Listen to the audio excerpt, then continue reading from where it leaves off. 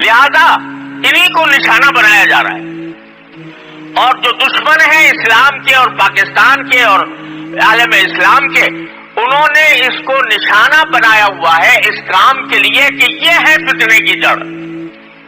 جب تک یہ موجود ہے یہ ملا، اس وقت تک ہم اپنے بے دینی کے منصوبوں میں کامیاب نہیں ہو سکتے۔ اس لیے انہوں نے پکڑ لیا ہے کہ ان کو نشانہ بناؤ، ان کو بدنام کرو، ان کو مارو، ان کو قتل کرو۔ چنانچہ آپ ذرا سوچئے کہ اتنے بڑے علماء کے مجمع کے اوپر بم کا دھماکہ ہو رہا ہے، اور کون کر رہا ہے؟ جو اپنے دعوے کے مطابق وہ اسلامی نظام قائم کرنے، اسلامی نظام قائم کرنے کے لیے علماء کو ختم کیا جا رہا ہے، علماء کو نشانہ بنایا جا رہا ہے۔ تو یہ یقین رکھو کہ یہ سب سازش ہے دشمنان اسلام۔ وہ چاہتے ہیں کہ یہ دین کا نام لینے والا ملا جب تک یہ باقی ہے، اس وقت تک ہم بے دینی کو فروغ نہیں دے سکتے، اس وقت تک ہم اپنے مقاصد حاصل نہیں کر سکتے۔ اس لیے وہ ان کو اپنا نشانہ بنائے ہوئے ہے۔ بدنام کرو اس کو جتنا ہو سکے۔ یہ کہو یہ ملا جو ہے یہ محض اپنے بسم اللہ کے گنبد میں رہتا ہے، اس کو دنیا کی کچھ خبر نہیں ہے۔ اسے کہو کہ اس کو اور کچھ نہیں آتا، اس کو جدید تعلیم اس کو حاصل نہیں ہے، یہ بیکار لوگ ہیں، جب یہ فارغ ہو کے جاتے ہیں تو ان کا کوئی مصرف نہیں ہوتا۔ طرح طرح سے بدنام کیا جاتا ہے، اور جہاں موقع ملتا ہے تو ان کو شہید کرنے میں کوئی کسر نہیں چھوڑی جاتی۔ آپ ذرا تاریخ اٹھا کر دیکھ لیجئے، جتنی دہشت گردی کے واقعات ہوئے ہیں اس میں کتنے بڑے بڑے علماء کو شہید کیا گیا۔ مولانا محمد یوسف لدھیانوی رحمۃ اللہ علیہ، بھائی تمہارا کیا بگاڑ رہے تھے وہ؟ نہ ان کا کوئی سیاست میں حصہ، نہ ان کا کوئی حکمرانی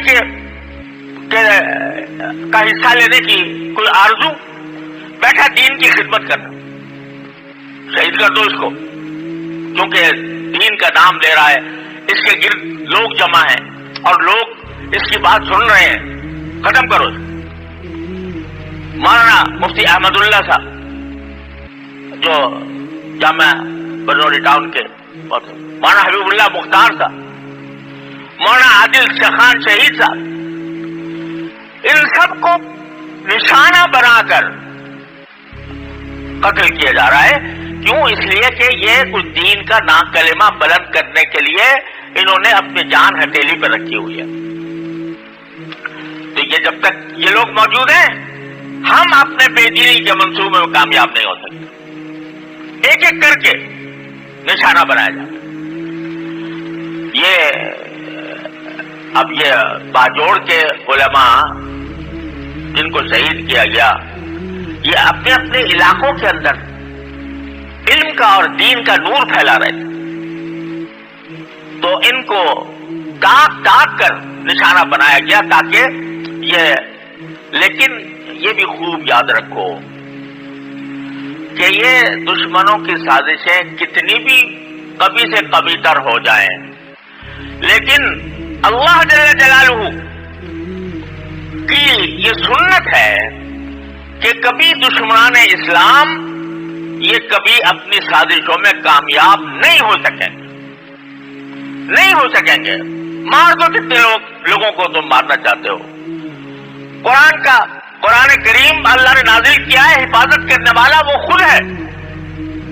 جلا دو اس کے نسخے، اگر تمہارے دل میں جو غیظ اور غضب ہے، تمہارے دل میں جو آگ بھڑک رہی ہے اسلام کے خلاف، اس اسلام کے خلاف بھڑکی ہوئی آگ کے نتیجے میں تم اپنے چاہے سارے نسخے جلا دو والعیاذ باللہ، لیکن اللہ کا کلام ان بچوں کے سینوں میں محفوظ کر دیا ہے۔ اس ملا نے محفوظ کر دیا ہے، 12 سال کے بچوں کے سینوں میں محفوظ کر دیا ہے۔ سارے نسخے اگر جلا بھی دیے جائیں والعیاذ باللہ تو ایک 12 سال کا بچہ وہ ایک لفظ پڑھ کر محفوظ کر لے گا۔ یہ کام کس نے کیا؟ کالج نے، یونیورسٹی نے، اسکول نے، ان مکتبوں نے جو مسجد کے ساتھ قائم ہے، اس ملا نے جو اپنی ساری آسائشوں کو تج کر وہ اللہ کا کلام بلند کرنے کے لیے کسی کونے میں بیٹھا ہوا ہے، یہ کام اس ملا کا ہے، اور ملا کو اللہ نے بھیجا ہے، ملا کو اللہ نے بٹھایا ہے اس کام کے لیے۔ ہزار کوششیں کر لو تم مٹانے کی، جلانے کی، قتل کرنے کی، مارنے کی، لیکن اللہ کا دین سلامت رہے گا، اللہ کے دین کے علمبردار سلامت رہیں گے۔ ایک کو مارو گے دوسرا کے اٹھ کھڑا ہوگا، دوسرے کو مارو گے تیسرا اٹھ کھڑا ہوگا، یہ کبھی ختم ہونے والے نہیں ہیں انشاءاللہ۔ یہ اللہ تبارک و تعالیٰ کی طرف سے اس دین کے محافظ ہیں۔ تو میرے بھائیوں، دل اس واقعے پر صدمے سے چور اور اس واقعے کے اوپر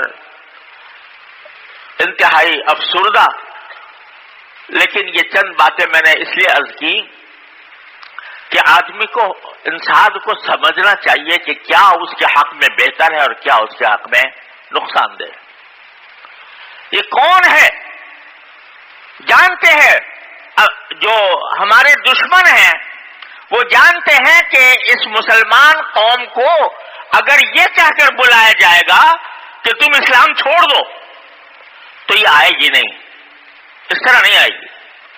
اس کو اسلام ہی کے نام پر بہکاؤ، اس کو یہ کہو کہ ملک میں چونکہ اسلامی نظام نہیں ہے لہذا ہاتھ میں ہتھیار اٹھا کر اور ایک ایسی جنگ شروع کرو کہ جو جس کو کہتے ہیں چھاپا مار جنگ، تو کبھی کسی کو مارو، کبھی کسی کو مارو، کبھی کہیں چھاپا مارو، کبھی کہیں چھاپا مارو، تاکہ یہ آخر میں جا کے گھٹنے ٹیک دیں۔ یہ سکھایا ہے اس لیے تاکہ اسلام کا نام تو ختم کرنے کی ان کے اندر طاقت نہیں، نہ مسلمان کو ختم کرنے کی طاقت ہے، لیکن اسلام کو اور مسلمانوں کو اسلام ہی کے نام سے ان کو ختم کرنے کی کوشش کی جا رہی ہے۔ تو ایک تو ہمیں ہوشیار رہنے کی ضرورت ہے، دوسرا یہ کہ ان ملاؤں کی، جن کو ملا ایک بہت بڑا لقب ہوتا تھا کسی زمانے میں، یعنی ملا جو ہے نا وہ عظمت کا ایک پیکر ہوتا تھا۔ جتنے بڑے ہمارے سلف میں ملا کے نام سے، ملا علی قاری، ملا تفتزانی، ملا فلاں، بڑے عظیم لقب ہوتا تھا، اس کو انہوں نے بدنام کیا، اور بدنام کر کے ملا کا مطلب یہ دماغ میں بٹھا دیا کہ یہ وہ شخص ہے جسے کچھ نہیں آتا سوائے اذان دینے۔ اگر اذان دینا بھی آتا ہو تو یاد رکھو رسول کریم صلی اللہ علیہ وسلم نے فرمایا کہ آخرت میں سب سے زیادہ اونچی گردنیں اذان دینے والوں کی ہوں گی، لیکن اس ملا کے لفظ کو بدنام کر دیا، اور بدنام کر کے یہ ایسا بدنام ہو گیا کہ جو واقعی ملا ہے وہ بھی اپنے ساتھ ملا لکھنے کو شرماتا ہے۔ کوئی مجھے ملا تقی کی نہیں کہتا، مولانا کہتا ہے، تو مگر مجھے اگر ملا کہے تو میں تو اس کو اپنے لیے سر کا تاج سمجھوں، لیکن ملا کے لفظ کو بدنام کر دیا۔ بدنام یہ کر دیا کہ یہ وہ شخص ہے جس کو اور کچھ نہیں آتا، الاعوذ باللہ۔ تو بہرحال بدنام ایسا کر دیا، اور اقبال نے کہا تھا افغانستان کے بارے میں کہ انگریز کی زبان سے کہا تھا کہ انگریز یہ کہتا ہے کہ افغانیوں کی غیرت دین کا ہے یہ علاج، ملا کو اس کے کوہ و دمن سے نکال دو۔ افغانی جو کھڑے ہوئے ہیں ہمارے مقابلے کے اوپر، تو ان کی غیرت کا علاج ایک ہی ہے کہ ملا ختم کر دو اس افغانستان سے۔ جب تک یہ ملا بیٹھا ہے ہماری سازشیں کامیاب نہیں ہو سکتی۔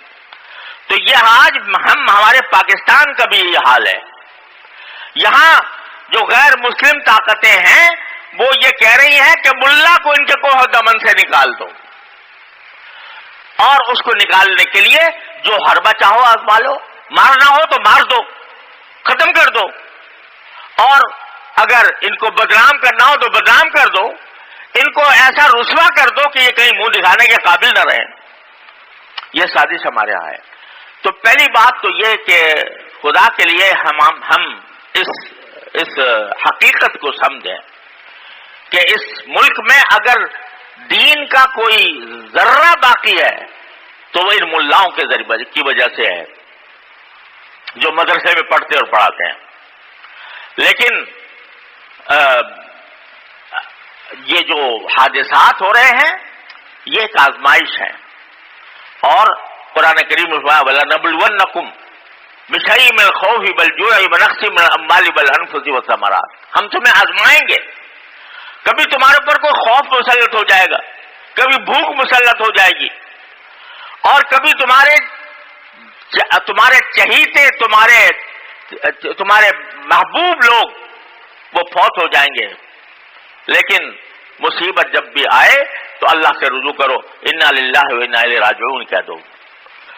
تو آج ہم سب مل کر بھی اللہ تبارک و تعالی سے ان شہداء کی درجات کی بلندی کے لیے دعا کریں، اور ان کے خاندانوں کی اللہ تعالیٰ سے دستگیری کی دعا کریں، اور ان کے جو زخمی ہیں ان کی صحت کامل عاجلہ کے لیے دعا کریں، اور ساتھ میں یہ دعا کریں کہ یا اللہ ان دشمنان اسلام کے منصوبوں کو تہس نہس فرما دیجئے، ان کو تباہ و برباد فرما دیجئے، اور کلمت اللہ العلیٰ کا آنکھوں سے نظارہ دکھا دیجئے. انشاءاللہ ایسا ہی ہوگا اللہ کی رحمت سے. وآخر دعوانا الحمدللہ رب